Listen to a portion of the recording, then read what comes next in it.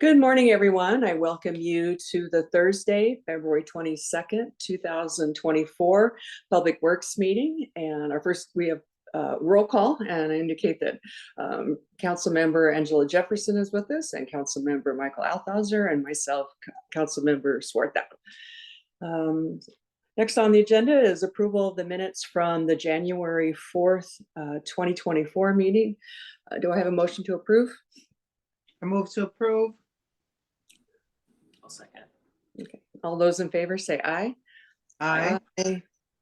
All right, minutes approved, and now we're going to jump into the ILA between Thurston County, cities of Lacey, Olympia, and Tumwater, 2024 Thurston Climate Mitigation Collaborative Regional Initiatives. Take it away, Alyssa. That has a really long title. Yes, sorry. Good morning. Good morning, council members. As Councilmember Swarthout said, I'm here today to speak about the 2024 Thurston Climate Mitigation Collaborative Regional Initiatives Interlocal Agreement. All right. Under the ILA signed last year that outlines the implementation of the Thurston Climate Mitigation Plan and the formation of the Thurston Climate Mitigation Collaborative, we have a commitment to select a regional initiative to work on together with the other 3 jurisdictions each year. In 2023, we started the process to select the initiative by asking all 3 arms of the collaborative to propose a regional initiative, those 3 arms being the Executive Committee, the Community Advisory Work Group, and the staff team. We then held a half-day retreat to select the initiative. In this case, 2 initiatives were selected for the following year. Since the annual retreat, the staff team has developed a project plan, a timeline, and a budget. We're now at step 4 on the screen here of this process, which is the jurisdiction partners allocating the resources needed to implement the chosen initiative. The 2 regional initiatives for 2024 selected are a residential energy efficiency and electrification campaign, or E3 for short, and a home energy score model ordinance. Both of these initiatives align with the TCMP strategies and are substantially improved by regional coordination. Specifically, the scope of work for the 2024 initiative is to design that energy efficiency campaign and develop a draft model ordinance. So these are project design, not the implementation stages just yet. Implementation of these initiatives will take place in 2025 if all supports for it are provided. Within the ILA, each jurisdiction staff team member will contribute, and we've assigned a project manager and a co-manager for each initiative. The City of Olympia will be the contract manager under this ILA for any contractors that are hired. The per partner cost to develop the campaign and the model ordinance shall not exceed $14,875 for 2024. Additionally, each jurisdiction will also provide in-kind staff time towards the work. So now I'm going to dig a little deeper into each of these 2 initiatives with the energy efficiency and electrification campaign, project design, and planning first. This campaign seeks to educate, incentivize, and support residential homeowners to make changes in their home to help us reduce emissions, while also ensuring that they understand how these changes are beneficial to their health and their pocketbook as well. The Inflation Reduction Act of 2022 is full of great programs and incentives, but it is certainly not the easiest for everyday people to understand. Throughout this campaign, we hope to accelerate residential building electrification and energy efficiency through the Thurston region. This would include prioritizing benefits to low and moderate income residents and overburdened communities. We would do this through 3 main efforts, which combined make up the overall campaign. So the parts of the puzzle. The first of these is a web-based information hub to provide education and location-based resources like a search tool for incentives or contractors. The second is an advisory support service that would be available to answer technical questions and help push folks along in completing their efforts. Some other communities are calling this an energy concierge, if that helps that idea come forward. The last is a local incentive and outreach campaign to raise awareness and reduce the financial barriers to action. And each of these have their own anticipated launch, the first of which has already launched. That web-based information hub is already live at wa.switcheson.org. This interactive website can help residents identify both local and federal incentives and provides a list of vetted contractors who do those kinds of energy efficiency and electrification upgrades, and those contractors have signed an electrification pledge. This effort has been led by King County, Pierce County, and Thurston County, and the county cities of each of those jurisdictions. So we didn't have to contribute anything to this as Tumwater, but our residents will get all of the benefits of it. The Advisory Support Service, we hope, would launch in April 2024 to provide support to folks hoping to carry out electrification or energy efficiency projects at home. This would be available either through call or email or virtual meetings, and also a customized step-by-step recommendation list. Some other communities, like I said, Energy Concierge. TCAT has called this Energy Concierge in the past. The last step is designing a campaign to encourage and support broaching that information to action gap, where residents will know what they can do, they'll know how to do it, and now they'll take the plunge. This campaign would functionally launch in 2025, and we would take 2024 to design it and get all the pieces lined up to work. This campaign would include time-limited discounts for installations and services and targeted outreach and marketing. And the reason for the time limited is if people feel the pressure to get certain incentives at a certain time, they're more likely to act rather than if those incentives are available whenever. You have a question, Councilmember Althauser? Yeah, I do.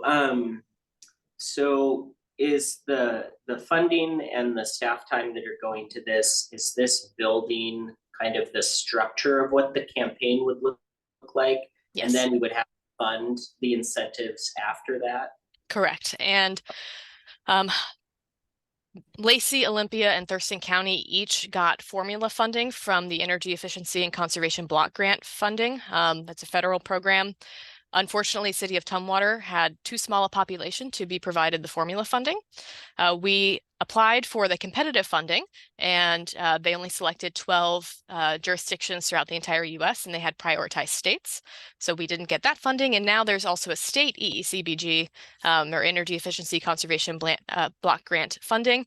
But because we don't have any CGIST communities or any federally recognized environmental justice census tracts, we are also not eligible for that money. So we're still trying to get, we're taking every effort that we can to find grant funding to be able to have the funding available like the other jurisdictions do for the implementation. Worst case scenario, I may be requesting funding in the 2025-2026 budget for the implementation of this, but I'm going to be trying to get any grants that I can in between now and then to support it. Thank you. So the timeline of how this particular campaign will work is that we've already done the online information hub. Between January and April 2024, we'll do the advisory support service. Thank you. Background research and stakeholder engagement, January to June 2024, developing the campaign plan, June to August 2024, and prepare to launch the campaign between September and December with the intent, all funding lined up, fingers crossed, to start in 2025, January 2025. Do you still have a question, Councilmember Althauser? Okay, I saw your hand was still up, so I wasn't No, sure. sorry, I forgot to click the thing and then it goes, sorry. No worries. The next regional initiative is the Home Energy Score Model Ordinance. This project emerged out of work done over the past few years on this topic of disclosure of efficiency of a home at the time of listing real estate. The cleanest kilowatt hour is one that we have not consumed, and energy efficiency is a key strategy in reducing greenhouse gas emissions and reducing energy burdens. How is someone supposed to increase the efficiency of their home if they don't know where it stands? Knowing this information also helps homeowners estimate the expected energy expenses as part of the full cost of homeownership. This initiative is focused on the Department of Energy's product called Home Energy Score. This product focuses on the home itself and gives the home something like a mile per gallon score. So it goes from 1 to 10, 1 being the higher energy use, least efficient, 10 being, wow, that home is efficient. I'll go through what an example scorecard looks like here in a moment, but just trying to highlight that the home energy score looks at the home as an asset, and it doesn't look at occupant behavior that could also impact someone's home energy bill. So this is better than selling a home and saying, well, my average utility bill was this, but they could have 6 people in a home compared to 2 people that would own it, and that's not a very useful measure to help people really be able to expect what their energy costs might be. So the home energy score looks at heating, water, ducts, cooling, attic and roof, insulation, windows and skylight, foundation, windows, and sunlight access for lighting, local climate, conditioned square footage, orientation, and age. So a lot of the different aspects of a home that some of those might get looked at in a regular inspection for buying a home, but others are not. Here's an example of a home energy score report. The home is given a number score that it's at and a number score that it could be if improvements are made. Then on the second page, there's an estimate of cost savings per year for each of these improvements that are separated into things that would be good to do now, things to do when pieces of equipment might reach their end of life, and the associated savings for all of those. There are different ways. This is the standard score report. City of Portland, who has a home energy score model ordinance, in the comments section connects those things that are suggested to available rebates and other information. So that comment section is really helpful. The goal of this regional initiative is to design and propose a regionally consistent home energy score disclosure policy. This work is done after quite a bit of stakeholder engagement over the past few years, in which case time of listing was something that came up.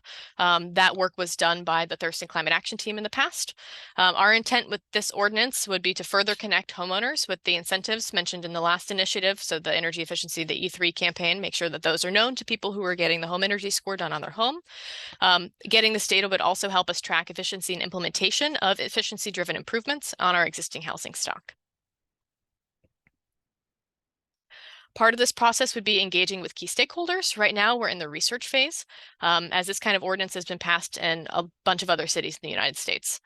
We would then develop preliminary recommendations and code concepts, vet that through focus groups with stakeholders, draft a model ordinance, and then request further feedback and improvements on the draft model ordinance. And then that would eventually come to the jurisdictions for consideration for adoption.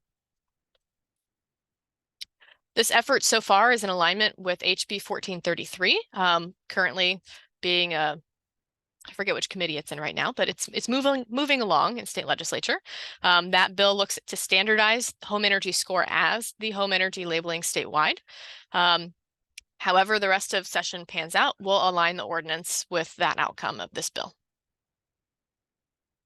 The timeline for this regional initiative is to do the policy research now, to do the stakeholder engagement March through June, to develop that model ordinance proposal for the supporting program July through September, to refine the model ordinance October to December, and then bring it to the jurisdictions January, February 2025.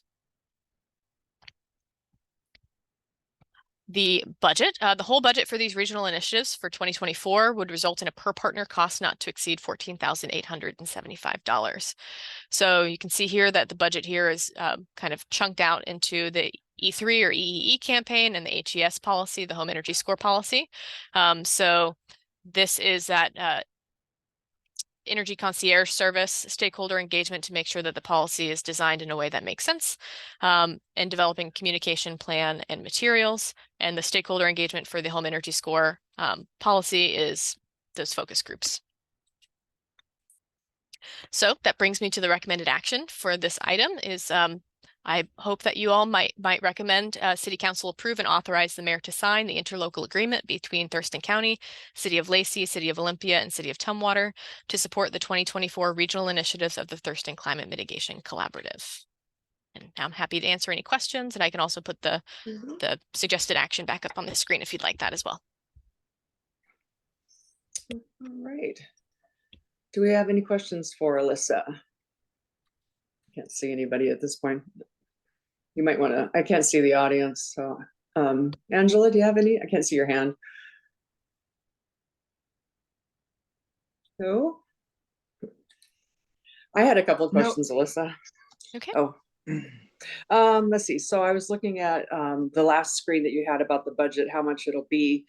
So is the 14,000, is that already in our, is that part of the budget, the current budget, or will we be looking for that in the upcoming budget that we'll be working on? So City Council allocated $125,000 to general sustainability initiatives for 2024, and I'm considering this part of that lump sum for sustainability initiatives. Okay, and then how much we'll have left. I just, so we still have the 125,000, because I don't want to put you on the spot, but I'm just curious. It's been not a lot of money to work with. We actually drove the per partner cost based on what we had available after all other expenses for other programs and commitments for this year. So we had about $15,000 left that would be available in that budget for regional initiatives, and we made that program fit within what Tumwater had available. Okay. You're amazing. And then on the advisory support group, so there's actually a live person that'll be answering questions for people. Yes. And so are they like a clearinghouse for like the whole country, or where would, is that like a regional or statewide, just per our state, or? We would be going out to bid for this service. There are some that we know about that do this work throughout the country. There's also some hyperlocal ones that may or may not have capacity that do this kind of work for other jurisdictions in Washington. But we'll put it out for a competitive solicitation and see where we land. Okay. And then my other question was on the home energy score, on like who will be paying for, did you mention at the time of listing? Because I know there's been some discussion about when that fee would kick in, who's going to be responsible, the incoming owner or the outgoing owner? That's all part of the development of the model ordinance that we'll be putting together. The standard is for the seller to pay for that as part of listing for real estate. So there's not any additional burden on the whole transaction going forward. And that's we had some conversations just yesterday with the Thurston County Realtors Association about their intention for it to be designed in such a way. The cost for these is like normally max $250. The HB 1433 now includes a requirement, as it's written right now, for us to do a financial assessment of how much this would cost low-income home buyers or sellers in our area before we make anything mandatory. So we would have to look at that, figure out a way to subsidize that cost for low-income sellers, and design that into the ordinance itself.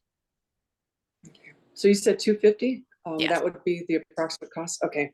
Yeah, I remember the realtors talking about this a couple of years ago when we were first exploring these kinds of things. So I appreciate that part of it. So, all right, let's see if there's anything else I had. I think that's it.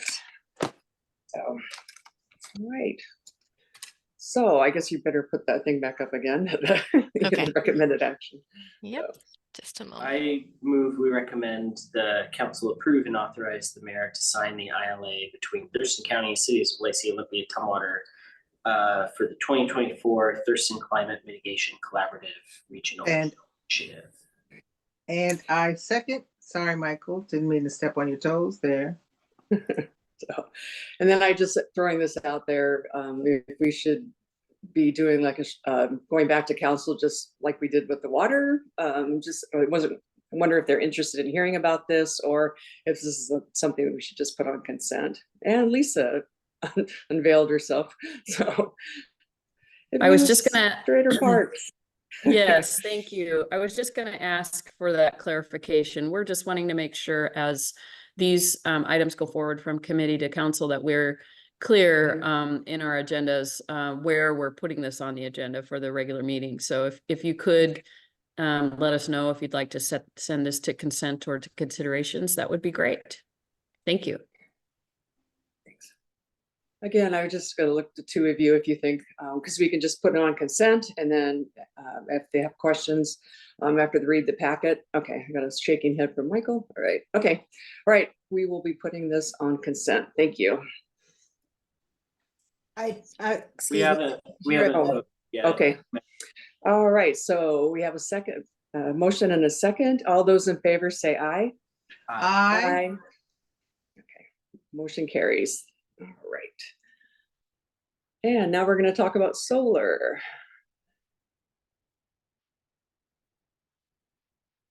Yes, sorry, y'all are seeing a bit of me today. This presentation will be much shorter, I promise. Good morning again. today for this item. I'm presenting two items, both grants. They're both the same grant for different locations, but different contracts, but I'm gonna combine them into one presentation with two actions at the end. So this is for the Department of Commerce Solar Plus Storage Grant. The city received two grant awards from the Department of Commerce Solar Plus Storage for resilient communities, both in the amount of $14,900 for solar plus storage feasibility assessment and preliminary design, one for City Hall and one for the Tumwater Timberland Library. There is no required match for this grant. The overarching goal for this project is to make key emergency locations in Tumwater more resilient to power outages. City Hall is an important part of our emergency operations. It's the alternative EOC or Emergency Operations Center. It functions as the news center in an emergency and holds a communication system needed for emergency response, such as phone, radio, and internet. City Hall has an existing fossil fuel generator that is used for emergencies. However, as the city continues to decarbonize its building and its fleets, we'll need more backup electricity, essentially for emergencies. And then the Tumwater Timberland Library is the only heating and cooling shelter in Tumwater, and it's a key lifeline resource, especially for internet access for residents who don't have broadband access or the ability to pay for it at home. This grant proposal was written when the RFA vote was still pending, which is why the main fire station, which is our primary EOC, was not included in the project. We'll apply for that one next time. So this project includes quite a bit of stakeholder engagement. For City Hall, we'll do a community survey, at least one community conversation or public meeting. I'll be tabling at the Tumwater satellite location of Thurston County Food Bank, which is at Mountain View Church just down the road. At least one stakeholder meeting will occur with key city staff, emergency officials, and Puget Sound Energy, and we'll have an educational display about the future project that we'll also display in City Hall. For the library, it's much the same, except for I'll be tabling at the library to talk to patrons, and we'll have an additional interview process with the Tumwater Timberland Library branch manager and our city facilities staff to make sure that we're not overlooking anything that the library needs specifically. The project outcomes is two nearly shovel-ready solar plus storage projects to apply for construction funding in 2024 or 2025. This grant program had two tracks, one for feasibility and another for construction. The one for construction, the match was, I think, 30% match, which aligns with a federal tax incentive that we can get as direct pay. So also potentially no match for the construction if one or both of these locations turns out to be feasible. Also, another outcome of this is expanded community outreach on both resilience and solar energy. So the recommended actions, they're both essentially the same. One is for City Hall and one is for the library. To recommend City Council approve and authorize the mayor to sign the grant agreement between the Washington State Department of Commerce for solar plus storage feasibility assessment for City Hall, and then the same for the Tumwater Timberland Library. Thank you. All right. We have questions. Not seen anybody? Yes, Alyssa. Oh. What is the timeline for this? When do you want this to happen by? It took a little while for us to get the notice of award and the grant agreement, so we actually only have until the end of June to complete this work. Wow. Yes, Okay, so this so will be pretty fast rushed. moving. Yeah. Yes, very fast. Got it. And hopefully that aligns with when the track 2 application will open as well. So ideally we'll have some preliminary design and some cost estimates so that we can apply for the construction funding if either location or both location seem to be good for this. Perfect. Well, thank you for your work on this and being able to secure the grants that you've been able to. It's amazing. Thank you for that. So do we have any other questions for Alyssa? No? Okay. All right. So we have two recommended actions before us. So I guess I'll have you put it back up again. We'll do the first one.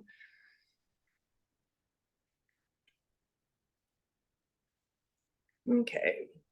All right. So we had item number 1 to recommend City Council approve and authorize the mayor to sign the grant agreement with the Washington State Department of Commerce for solar plus storage feasibility assessment for City Hall.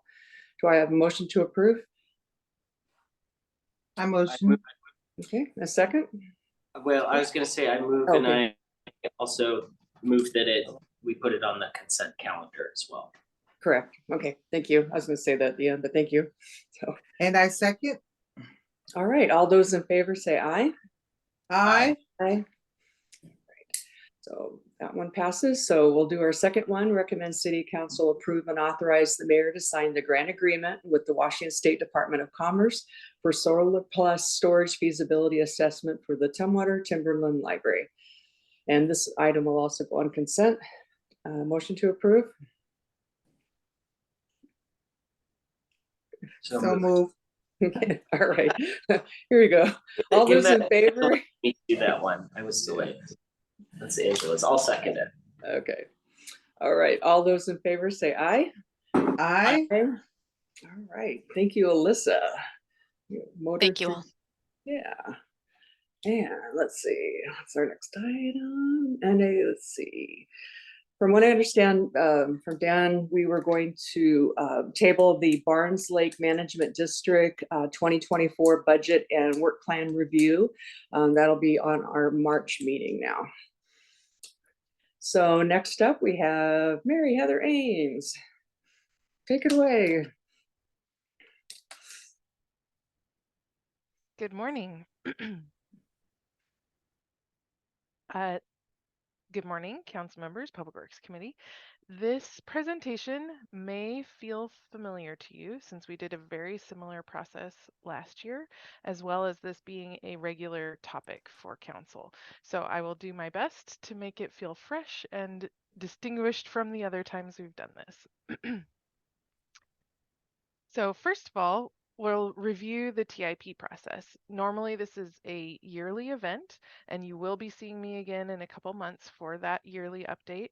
The TIP-STIP process, which TIP is the Transportation Improvement Program and STIP is the State Transportation Improvement Program. So the TIP-STIP process is the foundation of transportation funding within the state of Washington, and it's a yearly process wherein each city or jurisdiction prepares a list of transportation projects for the next 6 years, which becomes their local TIP. Those lists are submitted through the local planning organizations, which ours is Thurston Regional Planning Council, and it's submitted to the state. The TRPC bundles all the projects together, sends them to the state bundles all those projects together, and it becomes the Statewide Transportation Improvement Program, or the STIP. So this morning, though, we are talking about amending the current TIP, which was approved by council in June of 2023 and covers 2024, or now, through 2029. A public hearing has been scheduled for March 5, and if the amendment is approved, I will submit the information to TRPC and therefore the state. This proposed amendment is needed to add a project to the current TIP, which will in turn allow us to accept potential funding for this project. And the project is the Somerset Hill Fish Passage Barrier Removal Project. Staff has submitted an application for $4 million in PROTECT funding. And as I already mentioned, this funding source and process may be familiar to you because we did this very similar thing for the Percival Creek Fish Passage Barrier Removal Project on Sapp Road last year. Now this project is similar, once again. So it's on Percival Creek, which has a high salmonid potential but low existing habitat condition. This specific site is a medium restoration and conservation priority. It has limiting factors, fish passage barrier, high stream temperature, not a lot of the large woody debris, which also means not a lot of habitat. The site is on Somerset Hill Drive, or under Somerset Hill Drive, which goes between R.W. Johnson to the west and Crosby to the east. The site currently has a corrugated metal culvert 5 foot in diameter and 103 feet long. And so this partial barrier is due to velocity. There was the bankful width, I'm learning new things. Bankful width was surveyed in January of 2023. The average width was just under 17 feet, whereas the minimum crossing size should be 24 feet. And our current culvert size is less than 1/4 of that. So the solution was evaluated by a consultant for 3 potential crossing types, and the preferred alternative is a 60 to 100 foot prefabricated bridge. The details of the actual length will come as part of design. So upon successful funding, design will begin right away, and then construction planned for 2028. So the project right now, design being 600,000, construction 3.4 million. We've asked for grant funding for the total project, so no match required. This is has not been awarded yet, so this is preparing us to be able to accept it when we believe it will be awarded. And here I have shown the table from your packet, which shows the amendment adding the project. And that concludes my presentation. For this one, I believe that we do not need a motion. I know that I will be corrected if I'm wrong, but this will actually go to a public hearing on March 5th. So at that time is when action will be taken. Yeah, Mary Heather, Yes. you showed the culvert. So is that culvert going to be converted into a bridge for the salmon? Yes, that is correct. It will allow for a wider stream bed, which that need for the 24 foot so that it can move around, that sort of thing. And also for the places, and I admit I'm speaking outside of my realm of expertise, but I've learned a lot. But those woody debris, which allow like little places for creatures to hang out in the water as needed, traveling along the stream. So, Okay, thank you. of Good work. course. This might be a dumb question. But like there's not a lot of salmon there right now, and partially because of the barrier, right? So if we make it better, is it like if you build it, they will spawn situation where, because salmon return to where they were born, right? Like that's their instinct, is to return to where they're from.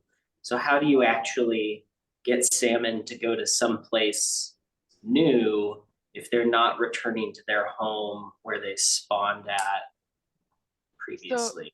Like, do we think this will actually bring more salmon, or it'll just be better for the few salmon that are there? I think there's a 2-part answer to that, and if anyone else on this Zoom wishes to correct me, please do.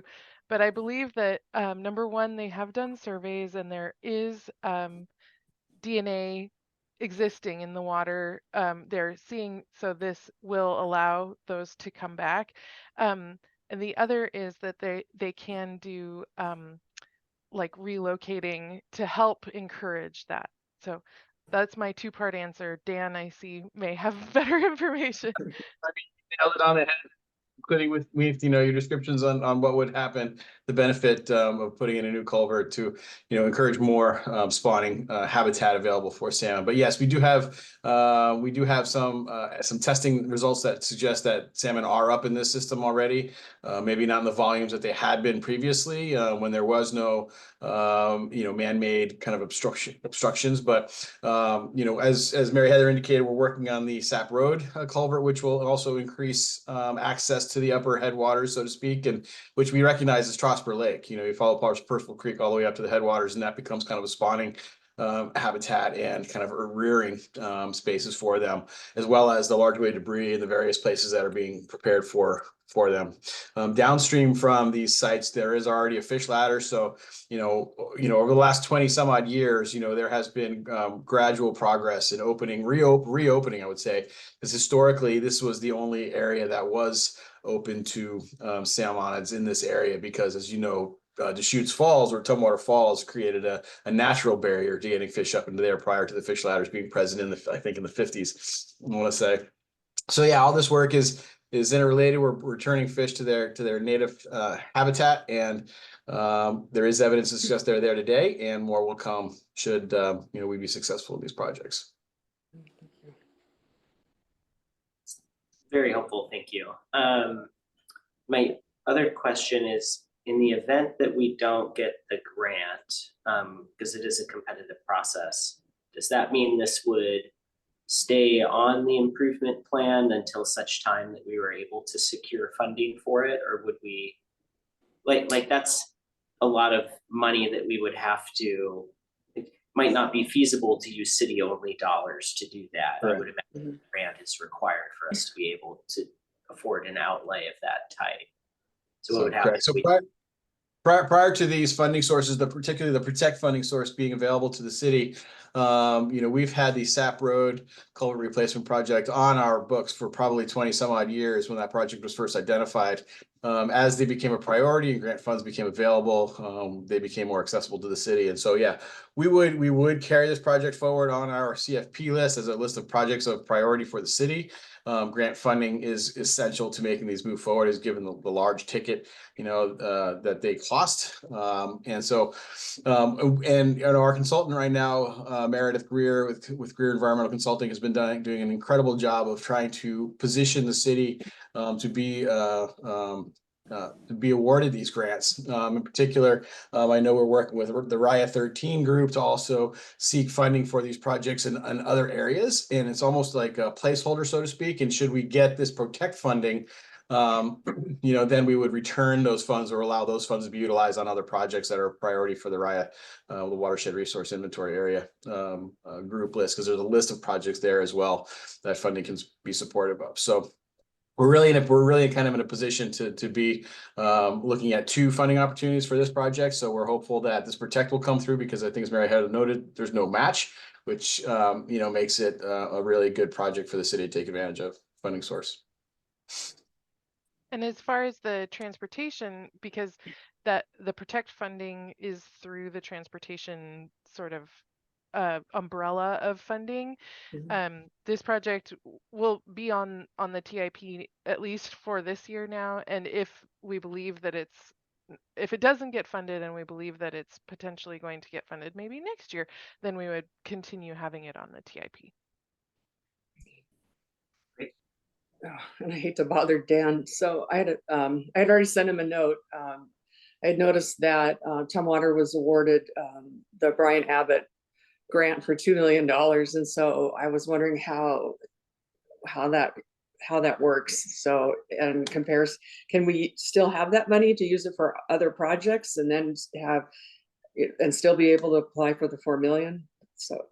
And that was kind of what I was talking about. We're kind of leveraging one set of funds against another, if we're not to be successful. And so, through the RIA planning process with our watershed stakeholders, the TRPC, the lead entity, which houses the lead entity and the group and that is really kind of the group that helps coordinate all the regional projects within our watershed, within the Deschutes River watershed, of which Percival Creek is a part of. And so through that process and the way the funding schedules line up, we have to apply for that one first to see if we can get those funds. And then we would be applying for this Protect. And what will probably likely happen, because those funds can really, once they've been applied for this project, they can only be utilized for that project unless we revert those projects or those funds back to the watershed. And so if we are successful in getting the Protect funding, we will have what we need for design, permitting, and construction through the Protect funding source, through DOT. If we are not eligible for that, then we would utilize those the Brian Abbott funds to do the design and permitting piece. Obviously, we wouldn't have enough for construction, so we would have to reapply in the next cycle for some construction funding, but at least we would have the initial elements complete. So should we get the DOT funding, we would then revert those funds back to the Brian Abbott board to be utilized somewhere else in our watershed by one of the other stakeholders for other projects. Okay. So I guess the watershed wouldn't lose the money, so the city of Tumwater would just not use it. We would utilize the other source. Okay. And so we would be able to use that. I was thinking about the Sap Road project. Are we fully funded on that one yet, or? Yes, that's okay. fully funded. It's very similar. We did a very similar process through that as well, where with the Percival Creek, obstruction, we had started doing work under the Brian Abbott through that grant funds, and then this protect funding became available to us as well, and we were highly encouraged to take advantage of that, and so we did, and so that's fully funded and it's going through that process. So, and this one you're looking at construction 2028. So I was wondering what comes first? Do we do Sap Road first and then this one? Because they have to go upstream. So does Percival have to happen before we do Sap? Or what is the timing? So they're both on Percival Creek. Sap Road will happen first, and then Somerset Hill Drive will happen second. So, so yes, the upstream condition will be in, and will be ready to receive new salmonids when the Somerset Hill one is done first. Okay. Or is And done second. also recall, as I understand it, the Sap Road location is a worse barrier. Correct. So we're Okay. fixing worst first. So this one Mhm. still does have Okay. partial passability. Correct. Perfect. Well, this is very exciting. So, because I live in this area and yeah, it's very exciting to see that we have the potential of salmon coming back again. So I appreciate all your work on this. So, and let's see. You said we don't have, I'm sorry, do we have any other questions for Dan? Go back and be sick, go home. So log off.